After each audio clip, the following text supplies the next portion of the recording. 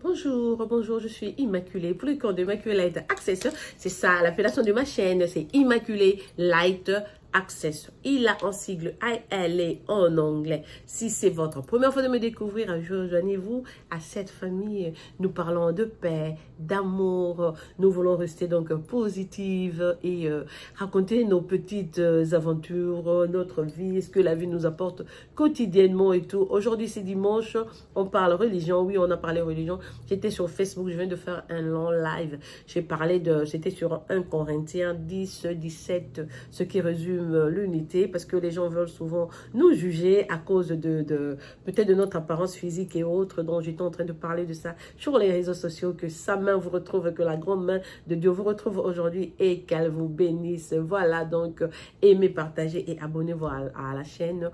En le faisant, cliquez sur la sonnette qui est à droite de l'écran pour des notifications. Merci beaucoup. Et là, on démarre. Aujourd'hui, je vais vous parler de la différence entre quelqu'un qui a une résidence, une personne qui a la nationalité. Je crois que sur mes anciennes vidéos, il y a une qui en a parlé, mais je suis tombée encore sur une petite situation que je préfère expliquer à vous qui êtes hors des États-Unis. Voilà, la différence entre les deux, une personne qui a la nationalité et celle qui a la résidence, ce qu'on appelle green card aux États-Unis, n'est pas grande. Elle n'est pas si béante que ça. La personne qui a de passeport, donc la personne qui a la nationalité peut voyager à plus de 108 pays du monde sans visa. Elle n'a pas besoin de se rendre dans une ambassade quelconque pour demander un visa, à moins que la personne soit en train de partir, par exemple, en Angola ou au Congo-Kinshasa. Là, il faut absolument passer par nos ambassades pour y aller parce qu'ils exigent le visa aux Américains avant d'aller dans ce pays-là. Mais d'autres pays, non, ils ont des contrats et tout. Et voilà, quand on est américain, vous pouvez donc vous rendre dans le Schengen, par exemple, et dans d'autres pays du monde sans visa. C'était donc ça. Alors, une personne qui a une résidence, je veux donc parler et insister sur ça parce que j'ai exactement un exemple vraiment qui va vous éveiller. On doit faire attention dans la vie. Tu peux fréquenter des gens, mais certaines personnes racontent des choses seulement parce qu'ils ont entendu les gens en parler. Ils ne comprennent pas vraiment. Il m'était arrivé une histoire il y a quelques années, exactement avec ma petite soeur qui était venue de Kinshasa. Elle est arrivée aux États-Unis après moi. Elle m'a appelé un soir pour me dire « Je me rends en France dans 2 jours ». Moi, du coup, je lui ai dit, mais 2 jours, c'est pas assez parce que tu dois prendre ton visa. Elle me dit, mais non, je peux aller en France sans visa. Je lui ai dit, non, non, tu n'as pas encore ta nationalité. Pour aller en Europe, tu en as besoin. Tu auras donc besoin du visa. Elle me dit, non, mais nous ici à Chicago, regarde, Jean-Louis vient de rentrer. Il est parti par là. Jimmy aussi était parti et tout. Ils partent. J'ai dit, ma chérie, dans la vie, ce qu'il ne faut pas faire, c'est se comparer aux autres. Il faut pas imiter ce que les autres font. Lorsque toi, tu connais leur dossier à l'immigration, ils ont fait des années, s'ils ont déjà vécu, s'ils ont plus de 10 ans, c'est pas ce qu'ils ont, donc légalement, ils sont déjà dégagés, donc légalement, ils savent déjà ce qu'ils font. Oh non, j'ai appelé, on a parlé au téléphone, ils m'ont dit que c'est facile, que je dois absolument entrer par l'Allemagne. Toi, tu as des papiers, tu vas entrer, pourquoi c'est seulement l'Allemagne, toi tu vas en France? Non, j'ai dit non, non, non, alors je lui ai expliqué que non. Ils passent par là parce qu'ils ont ce papier-là de l'immigration. Je crois que c'est, j'ai oublié comment ça s'appelle, la forme là, je crois que c'est 360 comme ça s'appelle. Donc, tu l'achètes, c'est un titre de voyage que l'on octroie à ceux qui ont demandé l'asile aux États-Unis. Ceux qui sont peut-être réfugiés et tout, ils ont droit à ce papier pour sortir du pays. Et en ce moment-là, pendant que leur dossier n'est pas encore légalisé, ils ne peuvent pas retourner dans leur pays respectif. Donc, s'ils veulent aller en Europe, comme on n'a pas encore fini leur dossier ici, ils achètent donc ce papier-là. Oh, c'était plutôt à 360 $. J'ai oublié comment le forme ça, comment ça s'appelle.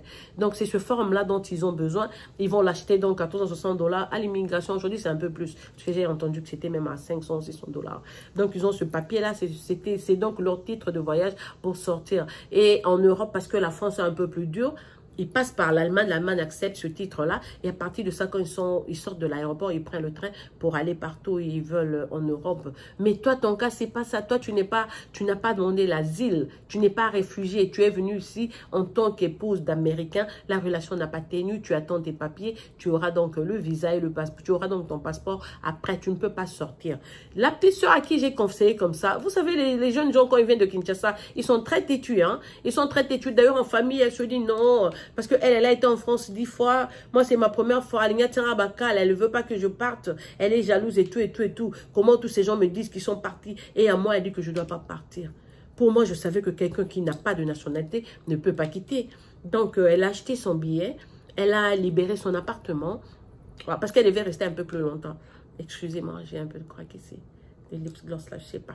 Donc, elle a libéré son appartement. Elle a fait des cadeaux de toutes les choses qu'elle avait. Elle a pris ses valises avec un peu de cash en main. Elle est allée à l'aéroport juste avec son billet et le passeport. Je sais même pas, même à l'aéroport là, si c'était une personne intelligente, on allait lui dire que non, tu dois avoir un visa pour prendre cet avion. Mais la personne a juste mis le cachet dans son passeport. Elle est partie. Elle arrive en Allemagne. Le checking en Allemagne dit non, non, non, tu n'as pas de visa. Eh non, mais j'ai pas besoin de visa. Vous savez, moi, j'ai la résidence. Mais non, la résidence ne te donne pas le droit de voyager sans visa. C'est seulement la nationalité. Donc, c'était une erreur. Elle commence à dire, mais non, aidez-moi. Est-ce que je peux sortir? Les Allemands disent, non, on peut même gentil. On est gentil. On peut même te laisser sortir. Mais tu n'iras nulle part. Tu ne vas pas entrer en France ou en Belgique ou où que ce soit. Même ici en Allemagne, tu n'iras même pas dans un hôtel, tu n'as pas de visa dans ton pays. Non, tu es illégal en ce moment-ci. Donc, l'unique option qu'on a, c'est de te remettre dans l'avion, dans l'appareil que tu as utilisé, parce que ce même appareil retourne aux États-Unis. Tu rentres, que c'était de la blague et en si peu de temps, le tout après peut-être 2 heures et elle était en train de pleurer, là c'était fini. Elle était dans le même appareil, on l'a retournée. Elle a même demandé est-ce que vous pouvez me faire descendre à New York, comme ça je vais chez ma soeur et tout. Moi j'étais à New York là, pour qu'elle vienne chez moi. Et on a dit non, non, tu retournes exactement là où tu es, par où tu es parti. Donc ton point de départ c'est là qu'on te ramène. On l'a amené donc jusqu'à Chicago. Imaginez faire aller-retour le même jour, donc ici Allemagne, Chicago, Allemagne, Allemagne, Chicago. Le temps que l'avion arrive, elle avait mal. Ça atterrit la nuit. Elle n'a où aller parce qu'elle avait déjà laissé son appartement. Elle avait donné des trucs et elle m'a demandé qu'est-ce que je peux faire. Je n'ai où aller. Je dis, tu n'as pas de choix. Il n'y a même rien à faire. À partir de l'aéroport, demande seulement au taximètre de t'amener sur le bus de Greyhound. Prends Greyhound, viens ici à New York. Parce que là, déjà, Chicago, tu as perdu ton appareil, ton appartement. Tu vas aller où? Elle dit, mais Immaculée, j'ai très mal aux jambes. Je ne saurais pas. J'ai dit, ma chérie, il n'y a pas d'autre choix en ce moment-ci. En tout cas, pendant que tu serais dans le bus, essaie de te lever pour te dégourdir les jambes et tout, un tout petit peu, va dans la toilette, reviens, fais des va-et-vient. Tu peux même expliquer ça au chauffeur. Mais à l'époque, elle ne parlait pas encore anglais, donc tout était compliqué pour elle. Et voilà, donc elle a pris encore ce bus-là qui a pris à peu près 20 ou 21 heures de route comme ça pour arriver chez moi. Et le temps qu'elle arrive chez moi, Manhattan, elle avait développé une fièvre, elle avait très mal. Quand je l'ai vue, elle avait des yeux gonflés, rougis, elle a tellement pleuré, elle avait beau pleurer. Je l'ai carrément embrassée en tout que grande sœur, la grande sœur, nos grandes sœurs sont aussi nos mamans. C'était juste la consolation d'être dans mes bras et tout. Je l'ai embrassée, j'ai dit ça va aller et tout. Je lui ai même dit que non, voilà, je vais t'aider maintenant à partir de New York. Si je vais avec ton passeport, on va demander le visa. Je suis restée avec elle pendant une semaine, le temps de lui dire il faut mettre de l'eau chaude, prendre un peu de paracétamol ou d'Advil, donc la douleur musculaire de jambes là est partie. Et puis après, donc, je suis allée avec elle à l'ambassade. Je crois que c'était à l'ambassade de France à New York. Et on est allé, on avait besoin de quelques preuves. J'ai donné mes papiers, mes histoires. À l'époque, moi-même, j'avais même pas de nationalité, mais j'avais le statut de F2 qui est épouse d'étudiant en ce moment. Mais nous, avec ce statut-là, on a confiance en toi, 100%. Tu peux aller partout dans le monde. Donc, c'était déjà un crédit pour moi. Donc, juste me présenter avec ces papiers-là. Voilà, bon, elle a le visa. On a donc mis le visa dans son passeport. Et elle était très contente. Ah, j'ai souffert d'un moment. Puis elle commence à dire, mais ces Congolais, s'ils ne sont pas intelligents, comment ils m'ont menti? Je dis, non, non, c'est pas qu'ils ne sont pas intelligents. C'était à toi de savoir. C'était à toi de discerner que tu ne vas pas comparer ta situation à celle des autres. Ces gens-là étaient arrivés ici en tant que réfugiés.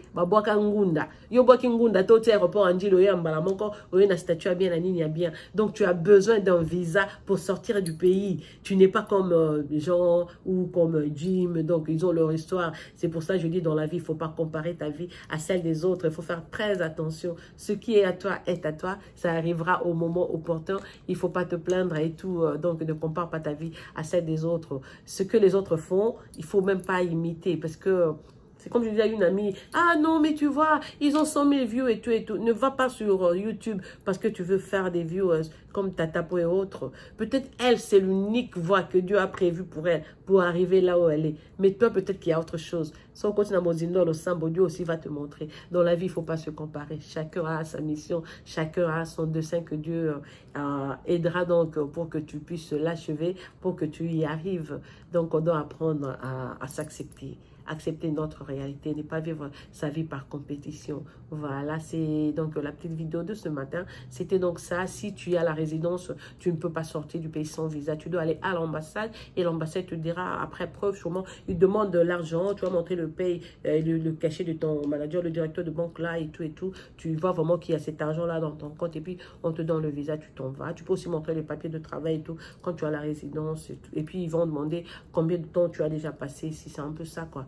Et puis, à partir de là, on va t'octroyer le visa, tu sors. Donc, si tu as seulement la résidence, ne te permet pas d'aller à l'aéroport, prendre l'avion et dire que non, voilà, un résident est différent d'une personne qui a la nationalité. La personne qui a la nationalité, c'est l'oiseau, c'est l'aigle qui va où elle veut et tout, elle bouge. Toi, avec la résidence, il faut attendre encore 5 ans et puis après, tu passeras ton test de citizenship. Une fois que tu as la nationalité, là où tu peux travailler. Là, maintenant, tu peux voyager comme tout le monde. Mais sinon, à part ça, toutes les deux personnes sont pareilles. Quand il s'agit du travail, par exemple, si vous trouvez un boulot, c'est le même salaire et tout, il n'y a pas grande différence en tout cas. Même les opportunités, les avantages comme tels, je vois pas grand chose, il n'y a pas grand chose. La vie, c'est faux perso, c'est juste toi, c'est ta sueur et tout. Tu travailles et tu accomplis ce que tu peux et Dieu te bénit au-dessus et c'est ça quoi. On ne fait pas parce que l'autre a ceci, cela, moi aussi je vais faire. L'autre a accompli cela, moi aussi je vais. Non, non, non. On dit les voies de Dieu sont insondables, donc ta chance, ton opportunité sera devant toi et voilà, limite pas parce que l'autre a la nationalité, elle sort. Moi aussi, je veux aller prendre l'avion et je vais sortir. Non, ça se passe pas comme ça. Il faut toi, tu dois demander le visa. Moi, je ne dois pas demander le visa, par exemple. Voilà, donc c'est tout ce que j'ai prévu de partager avec vous ce matin. Mon frère qui est au Gabon, là, j'ai lu ton message sur Instagram et sur WhatsApp. YouTube aussi, je veux te répondre peut-être le soir comme je venais de t'écrire. Moi, le matin, dimanche, je donne ça à Dieu. Je suis beaucoup des prédicateurs et quand j'ai le temps, je vais à l'église. Quand je peux pas, donc j'essaie un peu de donner ma matinée donc à Dieu. Je sais pas, je pourrais pas parler avec toi le dimanche matin. Donc, mais peut-être avant de dormir ou demain, je vais t'écrire et te dire exactement. Sinon, si tu regardes mes anciennes vidéos, il y a une vidéo spéciale sur ton sujet. Tu peux donc te ressourcer là-bas. Que mon Dieu vous bénisse. Et voilà, c'est votre soeur Immaculée qui vous aime, vous chuchote et vous apprivoise à outrance. Et au revoir et à plus. N'oubliez pas d'aimer, de partager et de vous abonner encore massivement sur la chaîne. Au revoir.